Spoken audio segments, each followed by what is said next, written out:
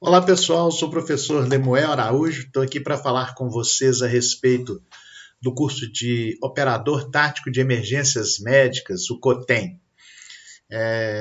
A gente tem sido abordado aqui via direct ou mesmo no WhatsApp a respeito de alguns procedimentos, né? Algumas imagens que a gente coloca aí nos nossos vídeos de divulgação. E o pessoal fica curioso a respeito de certos conteúdos que a gente divulga e que são parte aí do curso de operador tático de emergências médicas. E as pessoas às vezes questionam com sinceridade, principalmente a turma que está chegando agora, né? Que ainda não conhece muito assim, a atividade tática, a atividade de medicina tática, a atividade em que a gente tem aí as operações de campo, onde você tem resgate demorado, né? Uma série de outras coisas, e o pessoal fica meio curioso, né? Vem às vezes até grilado, e questiona que muitas coisas que eles têm visto, às vezes não estão relatadas naquela grade curricular que tem no Ministério da Justiça, nas políticas de APH tático da Senasp, e isso é natural de se ter dúvida. Bom, para começar a explicar isso, primeiro a gente tem de entender, né, o que são aqueles protocolos da Senasp, aquelas especificações que foram desenvolvidas, as quais, inclusive, né, a gente teve a oportunidade de participar quando foram criados aqueles protocolos, né, quando começou a se falar desse assunto. Nós estávamos presentes nas discussões, né? Tivemos aí várias reuniões e foi amplamente discutido. Só que o que foi discutido foi um currículo mínimo, né? Dentro de uma carga horária que fosse a mínima possível e para colocar o máximo possível de conteúdo. Porque a ideia era tirar da rua o mínimo de tempo possível o policial, o militar, né?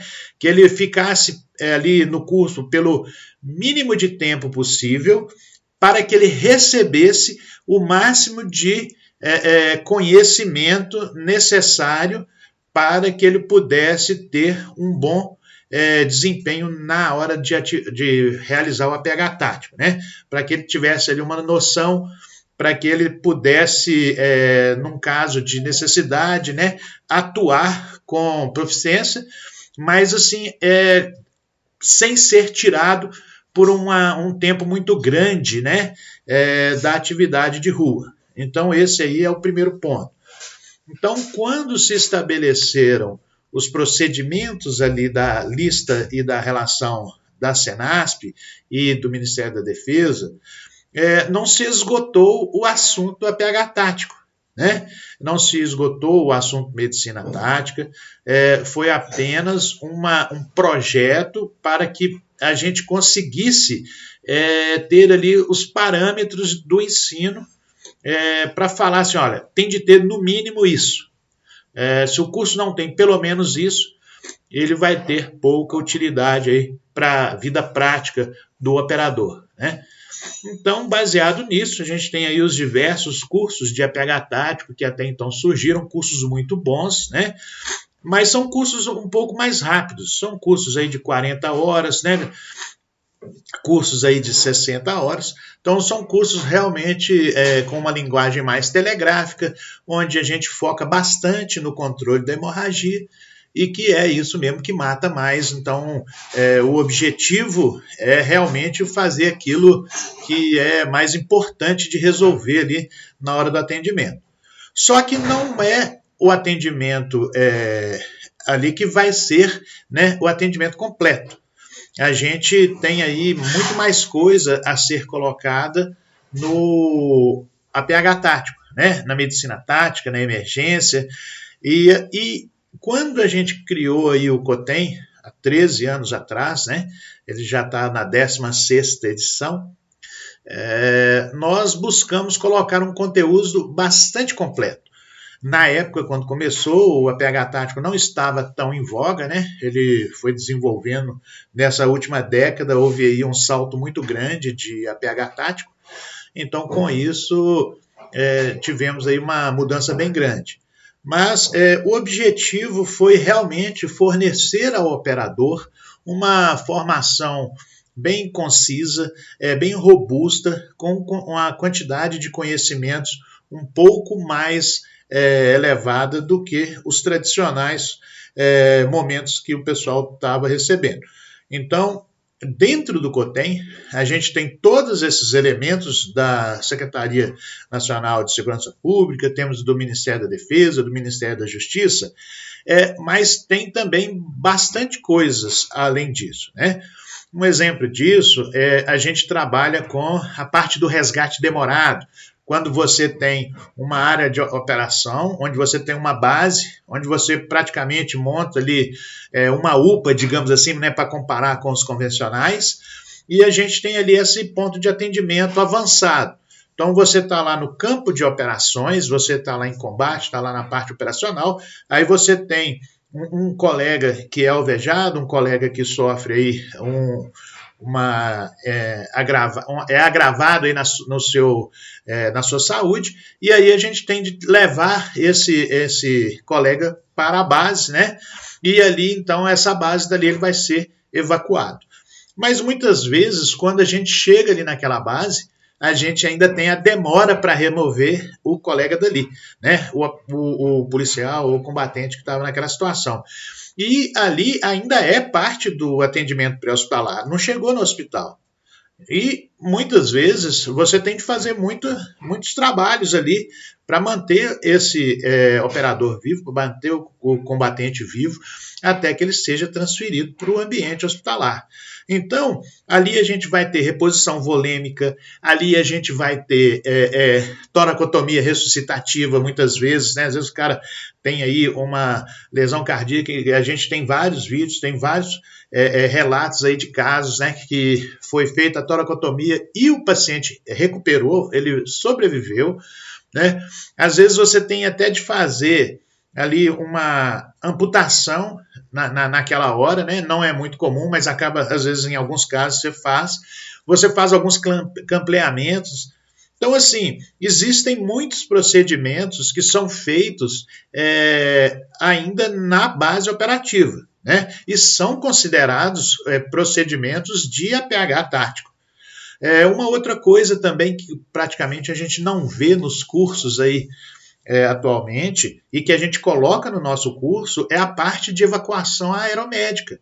Nós temos os simuladores, nós temos lá as aeronaves de simulação e, em alguns casos, a gente até faz algumas simulações com a aeronave voando mesmo. Não é sempre, no nosso curso aeromédico é o mais comum, mas existe essa possibilidade da gente, dependendo da situação, ter uma aeronave lá e a gente acabar fazendo um voo real.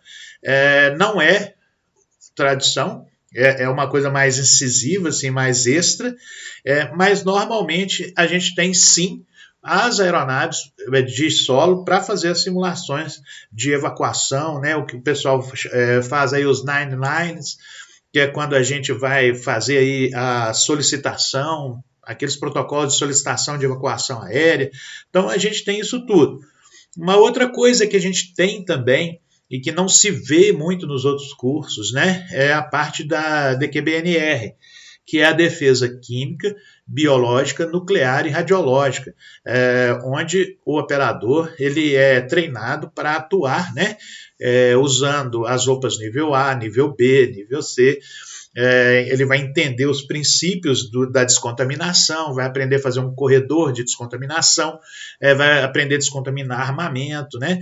Coisas que não se tem tempo de ensinar dentro de um curso de APH tático tradicional, de 46 horas, de 60 horas, isso aí é inviável. Então, dentro do COTEM, que é um curso de 200 horas, ele tem uma parte de internato, onde você faz 2 módulos EAD e depois você vem para o presencial e fica aqui 10 dias, né? Na verdade são 11 dias, mas o primeiro dia é de adaptação, não está no internato. O internato começa a partir do segundo dia. Então, a gente tem tempo para realizar as práticas. E também a gente treina o operador com noções, né, de manejo de arma de fogo, porque muitos operadores, principalmente o pessoal da saúde, que está vindo agora para o ambiente tático, eles não têm tanta habilidade assim com a parte de armamento, né, com a parte de análise de explosivos, né, eles não têm muita noção na utilização desses equipamentos. Então a gente faz um nivelamento, né, para que eles possam aprender aí, pelo menos uma noção de como faz uma empunhadura, né, como que lida com uma arma, como que você municia, desmunicia, como você efetua o disparo. E também a gente vai aprender aí as técnicas de progressão, tomada de edificações, né, patrulha. Por quê? Porque quando a pessoa está atuando, né, dentro da atividade de APH tático, se é aqui na região urbana, é muito fácil. O cara ele vai lá, atende e como, por exemplo, fácil que eu digo em termos de tempo, né? Às vezes você está ali dentro de uma atividade aí de uma capital brasileira que você tem um tempo de resposta ali de minutos, e aquela operação vai durar, se durar muito, vai durar ali 3, 6, 8 horas, né? E aí pronto, você já evacua, pronto e tira. Agora, e se você estiver lá no Pará, né? Foi atuar lá dando cobertura numa operação que ia lidar com caçador, que ia lidar com garimpo, né? Ou então ia lidar com Farc, e de repente você tem uma situação de ter combatente ferido nessa área, você tem ali o care on the fire, mas você tem também de manter o cara vivo até conseguir tirar ele da mata, né? Ou do ambiente ali que ele está numa área remota, às vezes tem de fazer transporte com ele de barco, nem sempre a remoção aérea é possível, às vezes vai ter de dormir, passar a noite ali, porque se as condições climáticas não permitirem, não tem como fazer o resgate. Então tem essa série de elementos, né, que precisa de serem levados em conta. Então, quando a gente está aqui chamando o pessoal para vir para o COTEM, e a gente apresenta esses procedimentos, é para sair mesmo, né, para movimentar essa ideia de que é diferente. Porque, inclusive, quem já fez o curso de APH tático vai aproveitar muito quando ele vem para o nosso curso aqui, porque ele vai ver as novidades, ele vai ver coisas que ele ainda não viu, ele vai rever torniquete, ele vai rever a colocação de bandagens, ele vai ver o preenchimento, né? E então ele vai ver assim, controle de hemorragia, mas ele também vai ver vários outros procedimentos, né, que ele não teve essa oportunidade aí antes de ver. É por isso que nós temos aí essa carga horária mais abrangente aí do COTEM, tá certo? Espero ter explicado aí o motivo dessas diferenças. Um grande abraço.